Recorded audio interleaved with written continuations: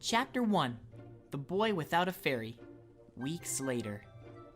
A loud clattering of wood against wood floated through the Kokiri forest as Link and Forenz traded blows.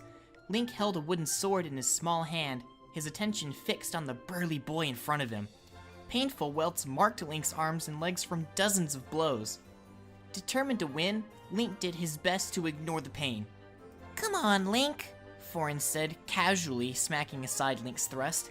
"You can do better than this." "Stop moving so much," Link muttered angrily. Forenz could have been whacking an annoying insect for all the concern he showed, as he once again smacked Link's sword aside. "Now why would I do that?" Forenz asked. "You getting tired already?" "No," Link answered. They had been practicing for nearly an hour. Despite the protest of his aching limbs, Link wasn't prepared to admit defeat. Not yet. As he blocked another swipe, he spotted 3 other Kokiri just beyond the small training grounds. "Oh, great," he thought, realizing who they were. Sure enough, the wind carried their jeering words. "Get him, Forenz!" "Yeah, get him!" another shouted. "Just ignore them," Forenz mouthed as Link gritted his teeth. Link gave a small nod, his ears burning, anger simmering in the pit of his stomach. He often had to deal with this sort of thing, but the fact that these 3 Kokiri had chosen to do it in front of Forenz made it seem so much worse. Forenz belted Link's flimsy thrust aside again and threw himself into a backflip with practiced ease. The boy grinned widely as he landed sturdily upon his feet. "Show off," Link muttered. Forenz danced backwards, circling Link until he could see the other 3 Kokiri. "Right, the next one who jeers or insults Link can take me on. I'll give you 5 seconds. I may or may not decide to go easy on you. 1, Forenz blocked another thrust from Link. 2, Link tried to jab him, but Forenz swiftly knocked the wooden blade aside. 3, knowing Forenz wasn't kidding, the trio finally skulked away from the small clearing. "Oh, thanks," Link said appreciatively. It wasn't unusual for the other Kokiri to watch them spar or even join in. Except for those 3 boys, Link and Forenz had not been disturbed all morning. Normally, Link would have been tagging along with Bryn and his band of trackers on a hunt. He liked that. It meant a chance to go off and explore the wilds of the Lost Woods. Everybody else was making the last repairs to their homes from the storms of the previous summer or were tending to various errands. Link stepped to the side, blocking another swing from Forenz. Forenz slid his practice sword underneath Link's own, knocking it aside and spinning around. Link saw Forenz's attack too late, and the wooden sword struck his chest. Link dropped his sword and crashed to the ground with a thump. "Ouch," Forenz said. "Sorry, I didn't mean to hit you that hard." Link groaned and then twisted onto his side, too winded for words. As Link clutched his bruised ribs, gasping for breath, the forest around them stirred in a faint breeze, offering a brief relief as it brushed against Link's sweaty brow. "You okay?" Forenz asked him. He lowered his weapon, brow furrowed in concern. "That wasn't fair," Link hissed through clenched teeth. "I didn't say I was gonna go easy on you," Forenz replied mildly. "You won't learn that way." Forenz offered Link a hand up, which he accepted, and then handed him his training sword and funnel-shaped hat. "You want to stop for today?" No," Link said, the pain in his chest subsiding to a painful throb. "I'm fine." Forenz snorted in amusement. "All right, let's keep going then. Just do me a favor. Don't try this on Mito. I wasn't being serious about the other 3. Mito, the appointed leader of the Kokiri, loved nothing better than to torment Link. The 3 Kokiri that had bothered them earlier were Mito's friends. Their favorite game was Link hunting, or half-man chasing, as Mito called it. Link thought this was amusing because he was taller than Mito. The game usually involved Mito, or his gangly cronies, chasing Link with the Deku stick so they could whack him with it. Sometimes they tried to lure Link into a prank, but he was usually smart enough to avoid them. On several occasions, they resorted to throwing rocks, but Link had clambered up a tree and out of range. He could still hear their jeering calls. "Stop spying on us, loser! Freak! Coward! Wimp! Not so brave now your girlfriend isn't here to protect you, are you?" The 4 boys at the base of the tree guffawed. At the mention of Saria, Mito looked suddenly uncomfortable. his laughter dying on his lips. "You promise you won't hurt him, right, Link?" Forenz asked, his firm tone startling Link back to reality. "Oh, yeah, of course I won't," Link said absent-mindedly, still distracted by the echoes of that humiliating memory.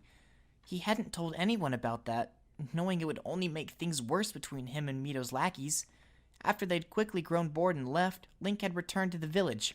When Saria saw his cuts and bruises, he'd brushed off her concerned exclamations, claiming he'd just tripped over. It wasn't all bad. He managed to get some payback afterwards, much to his satisfaction. "Good. Ready?" Without further warning, Forenz twirled his blade towards him. "Wait!" Link opened his mouth in protest as the wooden sword twisted towards his side. Ksh!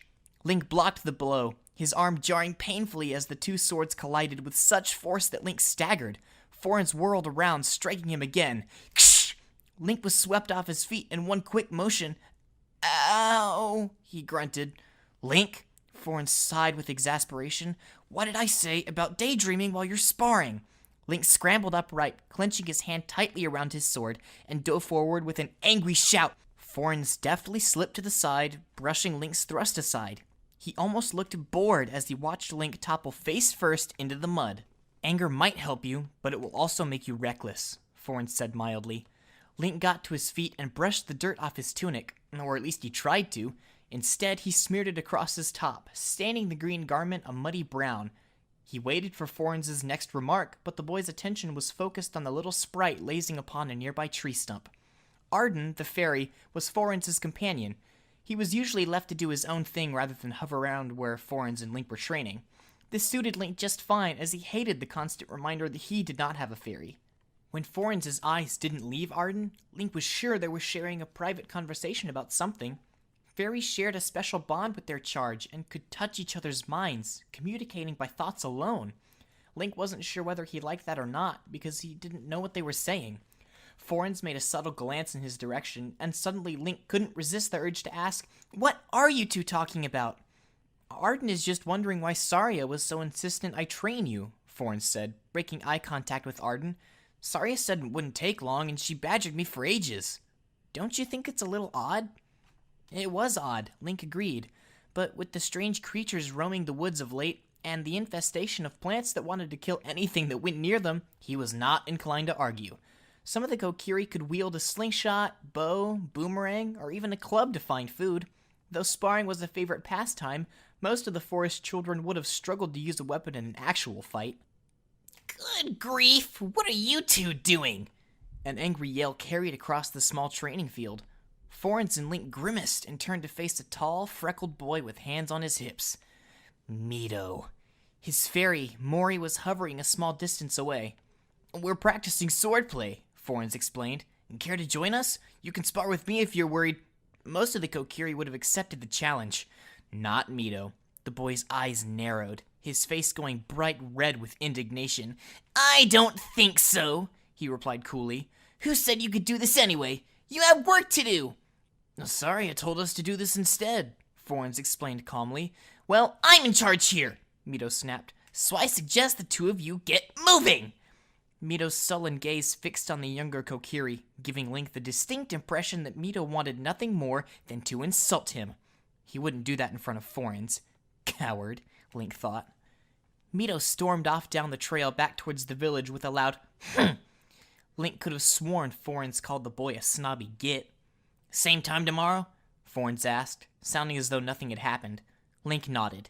"Yeah, I might have to knock out Mito first before we—" "Link, I haven't been helping you just so you can beat the crap out of him," Forenz disapproved heatedly.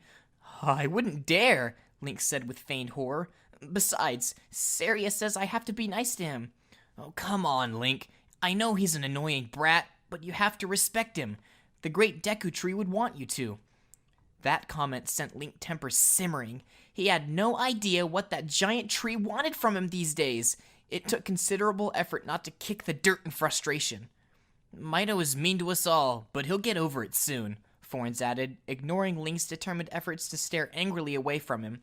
"It's been difficult these last few weeks." That much was true.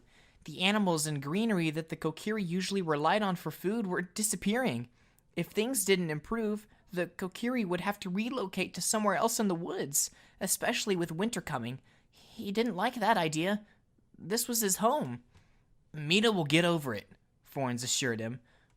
When? Link looked at Forenz, not giving him a chance to reply. He's done it for years, and all because I don't have a fairy. I keep asking the Great Deku Tree for one, and he keeps telling me to wait. I'm sure he has a good reason, Forenz reasoned. Yeah? Like what? Link retorted. All he tells me is soon, and I have to listen to Mito call me, "Stop it, both of you!" Arden zoomed between the pair and nearly whacked Link in the eye. His shrill voice was so loud that Link was sure his ear had just been jabbed by something sharp. He was always surprised at how loudly fairies could shout when they wanted to. Both boys stared at the fairy for a moment and then murmured an apology. Forenz turned his attention back to Link, heaving a sigh as he did so. You know, some of us have had to wait a long time for a fairy to choose us. Mito waited for ages. Once a fairy and Kokiri bond, it's for life. There's no going back, so it's no small decision. That's what Saria said, Link mumbled, not quite meeting Forenz's eye. And she's right, Forenz said, clapping him on the shoulder. You should listen to her. Come on, let's get going before Mito's wondering what's taking us so long. It was a quiet walk. They passed other Kokiri tending to vegetable patches. A black pony stood picketed nearby, lazily munching its way through some grass. Something rustled in the tree above. Link looked up, noticing a younger Kokiri clambering nimbly along a branch, not even flinching as his passage disturbed several sparrows from their nesting spot. The boy climbed onto the walkways that threaded through the canopy, and the sound of someone rebuking him carried through the whispering boughs. As Link threaded his way through the forest trail, he couldn't help but feel that it was strangely quiet, save for the bamboo wind chimes rattling in the breeze and the gentle swaying of the rope bridges. Link could only spot several faces peering down at him from the walkways above. He knew that many of the others were working on their homes or checking for any damage to the rope and vine bridges that joined the neighboring trees to form the bustling village, but it still seemed too quiet. Bidding Forenz farewell, Link retreated to his home. It was built into the trunk of a small tree rather than high above the forest floor. He clambered up the ladder leading to its balcony and nearly smacked his head on the door frame. For a 10-year-old Kokiri, he was rather tall. Bryn and Forenz often joked that Link must have eaten some kind of magic mushroom somewhere in the Lost Woods that made him grow taller. What made Link even more unusual for a forest dweller was his paler skin. Saria said it made him special, but Link wasn't sure how he felt about that. He just wanted to be treated like everyone else. Most of the Kokiri had grown accustomed to his peculiarities and treated him well, but the same could not be said for Mito and his friends. Deciding he shouldn't idle any longer, Link gathered his utensils and hunting bow. He offered a small prayer to the spirits of the forest before leaving. Forenz said that it was supposed to bring good luck, but Link wasn't so sure. The forest spirits hadn't answered his prayers to curse Mito, nor had they given him a fairy. Evening found Link walking wearily back to his treehouse, Saria waiting at its foot. Disheartened and irritable from an afternoon of hunting and catching nothing, even after pairing up with another Kokiri, Link's spirits instantly lifted at the sight of her. She wore a green tunic like Link, but no pointy hat. Saria's jumper covered her arms, protecting her from the chilly winds howling through the village in the autumn evening. Her boots were worn from long trips into the woods. A leather satchel hung from her belt, the clay point of her beige ocarina sticking out. She never left home without that instrument. "Link, the hunter, you're finally back," Saria said. "The hunter and his invisible catch," Link replied, smiling. "Oh, you must be pretty good to catch something invisible," Saria teased. Link laughed and added more seriously. There was nothing in any of my traps. Not even the others had much luck. I think Bryn caught a few rabbits and a squirrel or two." Rabbit stew," Saria said sarcastically. With the Kokiri unable to hunt much, stew was becoming a staple. "Mito is going to drive me crazy with his complaints about my cooking. I'm sure he thinks I was trying to poison him the other day." "Well, I liked it," Link said. Privately, he wished she had poisoned Mito. It would have served the boy right to have spent a day hiding behind a tree. "Oh, speaking of Mito, Forenz told me you two nearly came to blows today." "Is there a day when that doesn't happen?" Link asked, trying to remain humorous. "Do you want to talk about it?" Saria tilted her head towards the ladder. "No," Link admitted, almost glumly. "Not right now." He felt too tired to talk about Mito. All he really wanted to do was to go to sleep in his bed. He was starting to feel sick, his head pounding like it had been slammed into a tree trunk. Are you all right, Link? Saria asked. You've gone rather white. Shall I get you something to eat? You must be hungry. I'm just tired, Link said, not keen to admit he wasn't feeling well. Saria would fuss too much if he said that. Besides, I ate with Bryn and the others. Now I just want to sleep. He could tell Saria wasn't convinced. Well, if you're sure, she said, I'll come and check on you later. Pretending not to notice the concerned look on her face, Link climbed into his house and made a beeline for the bed. He collapsed onto it, sparing only a fleeting thought to get out of his sweaty tunic. His eyelids drooped as he listened to the distant call of birds chirping in the trees. A fly buzzed incessantly somewhere nearby. He was tempted to get up and slap it, but his head hurt too much, and his eyelids were heavy with sleep. The drone faded as he fell into a restless slumber. Link dreamt he was chasing something through the woods, a hunting bow at his side. The woods were dark, the branches so thick they blotted out the sun. Breathless from running, he tried to keep up with his quarry. It was just beyond his eyesight. A soft thud of hooves clomping along the thick blanket of leaves told him he was close. Saria would be proud of him for managing to track an animal like this. Treading carefully, he approached the gnarled root of an oak and peered around its ancient trunk. He gasped. Just ahead of him was a majestic white stag. It stood tall and proud, completely mesmerizing Link. A white stag? Nobody was going to believe this. Excited, he inched closer. A stick snapped beneath him, and Link's breath caught in his throat. The stag's head shot up, and just for a moment, its eyes met his. In an instant, the dream changed. A bright light flashed across Link's vision, forcing him to shield his eyes as a crisp bang ripped through the night. Rain fell in thick sheets, so heavy Link was sure the water would swallow the earth around him. Fingers of bright lightning streaked across the sky, accompanied by the ominous growling of thunder. Where am I? With each flash of lightning, Link could briefly make out a field of grass, rolling hills and distant mountains, none of it familiar. When the last rumbling chorus of thunder ended, Link heard something else that sent his heart racing with fear.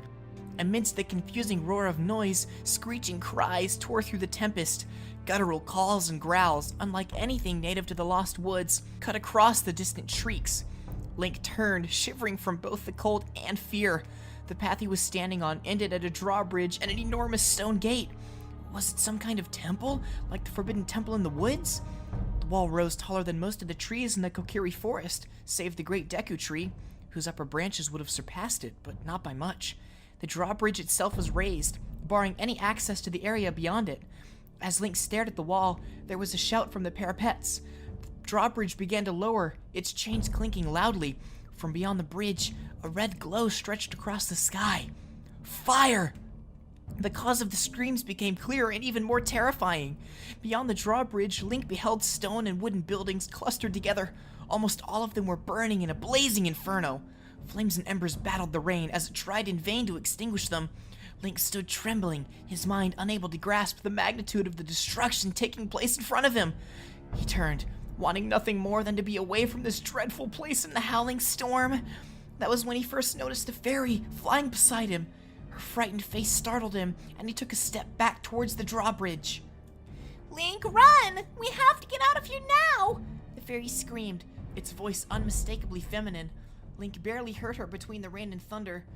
What are you doing? Stop standing there and run! A thunder of hoofbeats alerted him to something behind him. He turned, quickly scanning the darkness for some sign of the beast. He first thought it was a deer, but the next flash of lightning revealed a mare tearing down the main road of the burning village. The horse neighed, its eyes wide with fright as it raced towards him. In that moment, Link realized he was about to be trampled. He found the will to move again and jumped to the side just before the animal's hooves came crashing down where he had stood just moments ago. He spun around to observe two people on the beast, one unmistakably a child, and the other Link did not recognize. She was very tall and dressed in purple robes. The young girl was wearing a black robe with the hood hastily pulled over with the dress beneath it. Her skin was ghostly white, and her eyes were wide with terror. Link's eyes met her frightened gaze with a jolt of recognition he couldn't place. Please, Link! We need to flee! He's coming! Run! Link could see tears in the fairy's eyes as she pleaded with him. "You have to run!" "Who is coming?" Link tried to ask, but no words came out of his mouth. Deciding to flee, too, Link ran in the direction of where the white horse had disappeared in the gloom. He did not get far before he heard a second horse approaching. Link ran faster. Soon the pounding of hooves drowned out the noise of the rain and thunder. "Don't look back, just run," Link told himself as the ground trembled beneath the horse's hooves. His foot struck a rock, and he cried out as he fell. "No!" the fairy screamed. "Get up!" The drumming of the hooves behind him stopped. Link rolled over onto his back and then scrambled upright. He was face to face with the mouth of a jet-black horse. It was so close that Link could smell its breath. He stepped back and found himself staring into the eyes of a man seated on top of the black steed. His yellow eyes bore into Link's own, his gaze unflinching. The man rose a gloved hand, revealing a strange gem on the palm of his gauntlet. A flickering ball of light burst into existence, brighter than a fairy's glow. It made a crackling sound and shot through the air, striking Link's fairy. She screamed. Spinning in the air, she fell against Link's boot with a soft thump. He stared in horror as the light faded from her smoldering and broken body. He looked up at the rider, wanting to know why the man had hurt the sprite. Upon seeing the boy's dismay, the rider laughed. He rose his hand once more, and then a flash of light seared across Link's vision. He woke with a scream. It was early morning, and in the dim light, Link could just make out the familiar surroundings of his hut. He was damp with sweat. His heart was pounding rapidly against his chest, and he gasped for breath. He stumbled from the bed, and, still shaking uncontrollably, he staggered to the shelf to retrieve a pitcher and poured some water into a bowl. He drank it, nearly dropping the bowl because he was shaking so much. Outside, the wooden ladder creaked and groaned as someone started climbing in. Link jumped with fright. "Link, are you all right?" he heard Saria call. "Fora told me she heard you yelling in your sleep." "I'm all right," Link called back to her. "It's just a bad dream." Fora, Saria's fairy, always seemed to enjoy wandering around in the still crisp air of the early morning. The door curtain shifted as Saria pushed it to one side and came in. Her eyes widened at the sight of Link slumped against the table. "Some nightmare," she breathed. "Are you sure you're okay?" "I'm fine," Link muttered, looking up at her. "I just need some fresh air." He followed Saria out onto the balcony and sat by the ladder. They watched in silence as the eastern horizon turned a soft shade of pink. In the distance, Link could hear the sound of insects. In the canopy above, bamboo wind chimes clattered softly. "It's so peaceful in the early morning," said Saria as she sat down beside Link. "Yes, it is," Link agreed, listening to the soft melodies of birds stirring from their slumber. "What happened in this dream of yours?" Saria asked after a lengthy pause. "If you want to tell me." Since the dream was still fresh in his mind, Link explained it to her. When he was younger, he always found some comfort in telling Saria about his dreams. That was when they had still been living in her house when he was too young to be on his own. Even once he was old enough, he did not move very far from Saria's place, and they had built his home together. He almost felt embarrassed telling her, sure that she would say it was just a nightmare. Usually, he would have agreed, but that last dream was something else. It was not the usual frightening nightmare which scared little children and prevented them from falling asleep once more. This one had been a lot more powerful, a fear deeper and much too real. It had felt as if he had truly been standing there before that man on the black steed. For this reason, Link skipped the end of his dream where the man killed the fairy at his side. "You don't think I'm crazy, or think too much of it, do you?" he asked once he had finished. Saria looked pensively towards the forest. She cast her eyes back towards him and shook her head. "Of course not. It's an unusual dream, though." "Do you think it might have been, foretelling something? The great Deku Tree told me that some people can see the future in dreams." Link didn't find that thought particularly comforting, nor was he convinced it made a lot of sense. "But it can't have been a vision," he continued, dismissing his earlier thoughts. "We can't leave the woods." "Do you honestly believe that?" Saria asked with an air of skepticism. "Well, you do, don't you?" Link asked. The idea that Saria would not believe something the great Deku Tree had taught them was surprising. "Some say we can leave, but if we do, the magic of the groves and the great Deku Tree won't be able to protect us. Why? Because this magic only reaches so far. Has anyone tried to leave before? Link persisted. Saria contemplated her answer for a moment. Well, plenty of Kokiri leave their groves from time to time, but nobody leaves the woods. What about from our grove? Has anybody left before? Link asked. Only once that I know of, Saria replied. They never came back. She slipped into a sad silence, looking crestfallen and not meeting Link's eyes. It's been a while since I mentioned that to anyone. Saria smiled sadly as Fora came to rest against her shoulder. Link stopped himself from frowning when he remembered the smoldering corpse of the fairy in his dream. It was just a dream, he told himself. Just a dream. 3 days later, the dreams came again. Each night they came until Link dreaded the hours he spent tossing and turning in his bed. Only sleep draught helped, a potion made from herbs found in the woods. As he often did when something troubled him, he found solace in the lost woods. He never ventured far into its depths. He wasn't allowed unless someone was with him. Link had made a treehouse in his own little realm away from prying eyes. It wasn't far from the Kokiri forest, but it was far enough that the noisy cacophony of Kokiri didn't bother him. From his vantage point high in the canopy, he could see a vast stretch of the woods and the top of the forest temple. The ancient stone edifice reached above the canopy, with vines creeping across its ancient stones. One of the two lotus-shaped towers had toppled long ago, and the other was badly damaged. A tree had stretched its gnarled roots over the front entrance, making it look as though the temple itself was built into the tree. There was a plaza in the center with the tangled limbs of another tree. It was calming, sitting alone in this part of the woods, watching the birds dance amidst the fluttering leaves. There was no Mito to bother him. He was alone. Here he knew every tree, every stream, hill, and glade. Link! Came Saria's voice from the tree base.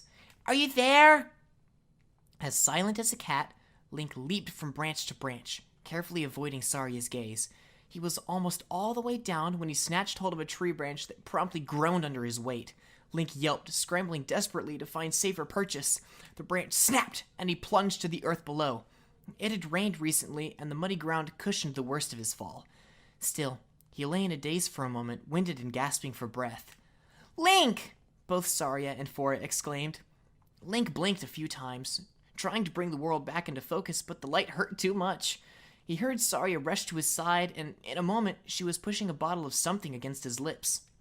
Link drank, swallowing some of the liquid down the wrong way and sputtering. The ringing in his ears stopped, and his vision became clearer as Saria helped him sit up. What were you thinking? She asked, her voice seething with an anger she never reserved for him. You could have gotten yourself killed! It was not that high, Link murmured awkwardly, taken aback by how angry she was. Do you have any idea how much trouble I would be in with the Great Deku Tree if something happened to you? What do you mean? Link started, confused. I was only playing around. Saria let out an exasperated sigh, and Fora muttered, Boys are such idiots. You should have known better, Link, Saria said at last. The disappointment in her voice cut him deeply. I'm sorry, he murmured, still confused. It wasn't the first time he'd injured himself doing something silly, but Saria rarely got this angry. She must have realized her fury was unsettling him because she took a calming breath and then smiled sadly. As she did, Link noticed the sadness in the depths of her eyes, and that unsettled him even more. It's all right. I'm sorry. I shouldn't have been so mad at you, she said as she held out a small bag. Here, take it. What's that? Link asked, thinking it was a satchel of herbs. It's a present, Saria replied, placing the bag in his hands. It's magic. Magic? Link asked, frowning at the satchel. It looks ordinary to me. It can fit a large number of things in it despite its small size. Fora gave it to me as a gift when she chose me as her charge. Saria gazed at her fairy as she said this. We decided you should have it. Oh, Saria, I can't. It belongs to you. Feeling a little stunned Saria would part with the gift their fairy had given her, Link went to give it back to her, but Saria refused to take it. Keep it, she replied. I want you to have it. Link stared at the bag and then looked up at Fora. She gave him an encouraging smile, urging him to take the present. "Oh, thanks," he mumbled. "Try not to lose it," Forrest said. "I cannot guarantee I can get another one." "I won't," Link replied. He was not sure how Fora had come across this, but decided not to ask. He was not surprised that Fora managed to carry it. All fairies could carry things that were many times their own weight. "Shall we go back?" Saria suggested. "I have to see the Great Deku Tree, but I will come and find you first thing in the morning." Link decided not to push Saria into telling him what she and the Great Deku Tree were talking about. He doubted she would appreciate it. They walked quietly back to the village, beneath the chittering bird song that announced the day's end. Link was far too tired to talk much. He knew it was the fairies' tears. Saria had told him it made people sleepy, especially if they'd hurt themselves badly. Had he done that? As the evening dragged on, they reached Link's hut. Dinner smells wafted from the cook fires crackling away in the clearing nearby. The sound of laughter and chatter beckoned to him, but Link felt too weary to join in. "How about I bring you something? Just this one," Saria offered to Link's surprise. She usually was the first to encourage him to eat with the rest of the Kokiri. "Four can tell the Great Deku Tree where I've gone." Yeah. Okay, Link said sleepily. "Thanks, Saria." And with that, Saria turned and strode towards the nearest fire, leaving Link alone. For a moment, he watched the happy throng, their day untroubled by the thoughts of nightmares. There was a dull ache building in Link's head, and he knew at once that he wasn't going to share that peaceful bliss. Stupid nightmares. And with that, he turned and clambered up the ladder to his home.